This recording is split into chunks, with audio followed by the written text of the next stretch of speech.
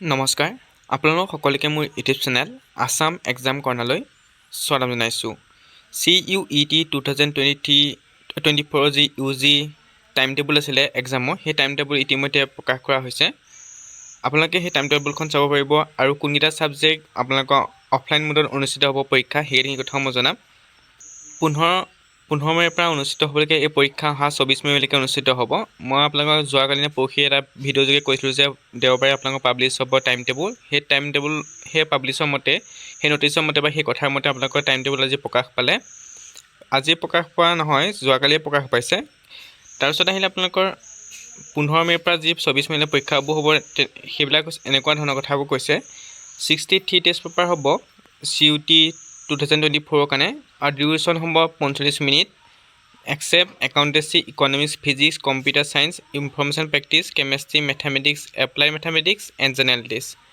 অৰ্থাৎ আপোনালোকৰ এই ছাবজেক্টকেইটা যিকেইটা ছাবজেক্ট মই এতিয়া ক'লোঁ, accountancy, economics, physics, computer science, informatics practice, chemistry, mathematics, এইকেইটাৰ কাৰণে আপোনালোকক 60 মিনিট সময় দিয়া হ'ব। আৰু এই বাকীবিলাকক আপোনালোকক যি আছে সেইবিলাক 45 মিনিটত আপোনালোকে কমপ্লিট কৰিব লাগিব আপোনালোকৰ টেষ্ট পেপাৰ এক্সাম। কিন্তু যিকেইটা ছাবজেক্ট দিয়া হৈছে একাউণ্টেঞ্চি, এইকেইটাৰ কাৰণে আপোনালোকে 60 মিনিট সময় পাব, অৰ্থাৎ 1 ঘণ্টা সময় আপোনালোকক দিয়া হ'ব।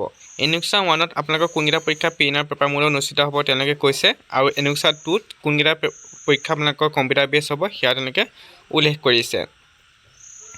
তাৰপিছত মই এতিয়া আপোনালোকক কৈ দিছোঁ, পেইন আৰু পেপাৰ মোডত হ'বলগীয়া এক্সামকেইটা এইকেইটা। 15 মে' চিফ্ট 1ৰ পৰা ষ্টাৰ্ট হ'ব 10টা বজাৰ পৰা, এণ্ড টাইম হৈছে 11টা বজাত, ডিউৰেশ্যন 60 মিনিট। যিকেইটা অফলাইন হ'ব সেইকেইটা 60 মিনিট সময় দিয়া হৈছে।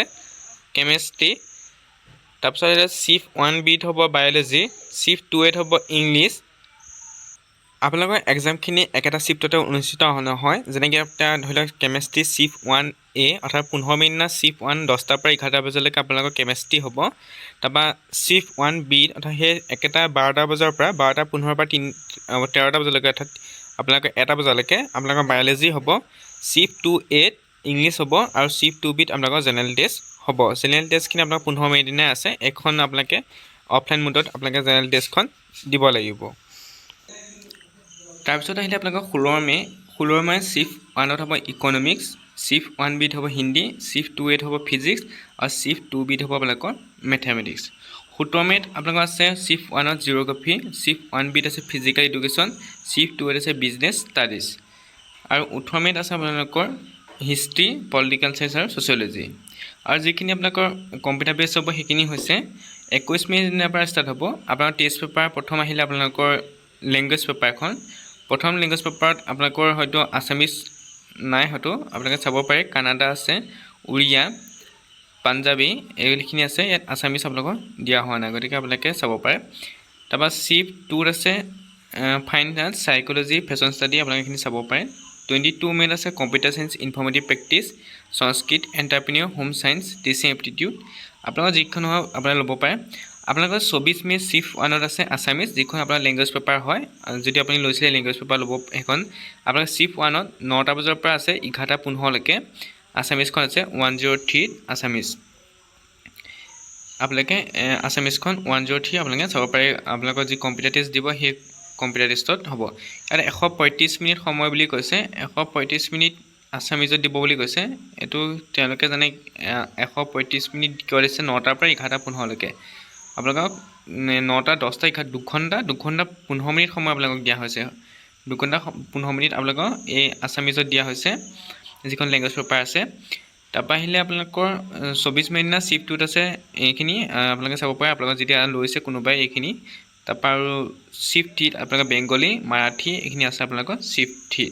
এইবিলাক হৈছে আপোনালোকৰ পৰীক্ষা চিডিউলখিনি। গতিকে আপোনালোকৰ পৰীক্ষা 15 মে'ৰ পৰা অনুষ্ঠিত হ'ব 24 মে'লৈকে। আৰু যি এডমিট কাৰ্ড আছে সেই এডমিট কাৰ্ডৰ কথা তেওঁলোকে এতিয়ালৈকে উল্লেখ কৰা নাই, হয়তো উল্লেখ কৰিব। আপোনালোকে সঘনে আপোনাৰ যিটো ৱেবছাইট আছে তাত ভিজিট কৰিব পাৰে, নহ'লে আপোনালোকক মই জনামেই কেতিয়া এডমিট কাৰ্ড দিব, কেতিয়া আপোনালোকে এই এডমিট কাৰ্ড ডাউনলোড কৰিব পাৰিব। এইখিনি আছিলে আপোনালোকৰ যিখন টাইম টেবুল আছে CUET UG 2024 বিটুইন 15 মে' পৰা আৰু 24 মে'লৈকে অনুষ্ঠিত হ'ব। ইতিমধ্যে ক'লোঁ যে 45 মিনিট দিয়া হ'ব 63টা ছাবজেক্টৰ কাৰণে। তাৰে কেইটামান ছাবজেক্ট আছে 60 মিনিট দিয়া হ'ব বুলি কৈছে, 1 ঘণ্টাকৈ। আৰু CBT মোডৰখিনি কৈছে যে কম্পিউটাৰ বেছখিনিও বেলেগকৈ দিয়া হৈছে আৰু এনুক্সা 1ৰ কাৰণেও বেলেগকৈ দিয়া আছে। গতিকে আপোনালোকে এনুক্সা 1 আপোনালোকে এইখিনি স্ক্ৰীনশ্বট মাৰি ল'ব পাৰে, নহ'লে আপোনালোকে কি কৰিব পাৰে, লিখি ল'ব পাৰে আপোনালোকৰ। মই ভিডিঅ'টো পজ কৰি আপোনালোকে এইখিনি চাই ল'ব বা লিখি ল'ব পাৰিব। আপোনালোকৰ যিখিনি ছাবজেক্ট আছে সেইখিনি নিজে নিজে আপোনালোকে লিখি ল'ব। এইখিনি আছিলে। যদি ভিডিঅ' চাই উপকৃত হ'লে লাইক কমেণ্ট শ্বেয়াৰ কৰিব, লগতে চেনেলটো ছাবস্ক্ৰাইব কৰি দিব। Thank U.